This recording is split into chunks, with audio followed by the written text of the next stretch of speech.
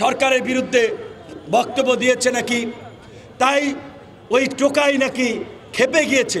ফারুক হাসান বক্তব্য শেষ করে এখান দিয়ে যাওয়ার পথেই সেই শরীফ যেই ছেলেটির সে হাত ইশারা দিয়ে ডেকে আনলো আরো কয়েকজনকে এবং ফারুক হাসানের উপরে হিংস্র জন্তুর মতো যেমনি শিকার ধরে তেমনি হামলে পড়েছেন এবং তাকে বেধড়ক মারধর করে রক্তাক্ত করেছেন।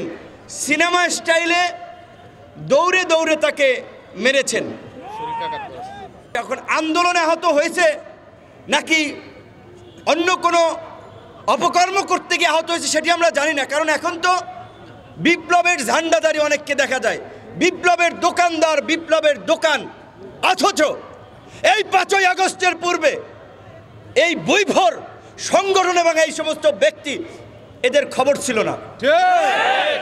তো এটা আমাদের জন্য অশনি সংকেত যে বিপ্লবের ব্যানার নিয়ে নব্য বিপ্লবী দোকানদার দাঁড়িয়ে যাচ্ছে আর নতুন নতুন দোকান খুলছে।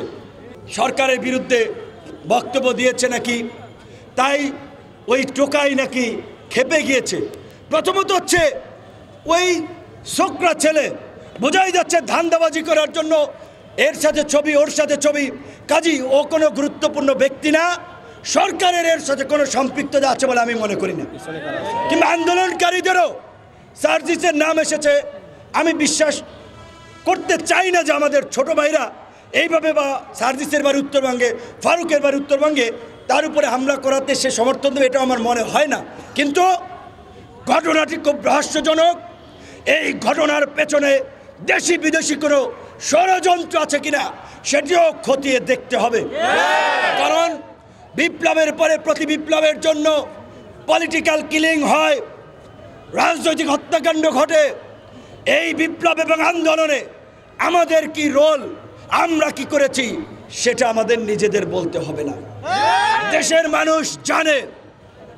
তাই আমাদের ডিএমপি কমিশনারের সাথে গতকালকে কথা হয়েছে, উপদেষ্টা সহ সকলকে বলবো আগামী 24 ঘন্টার মধ্যে আমরা অ্যাকশন দেখতে চাই, অন্যথায় আপনাদের উপরে কিন্তু আমরা আস্থা রাখবো না। আইন নিজের হাতে তুলে নিয়েই এই শহীদ মিনার এনে বিচার করব।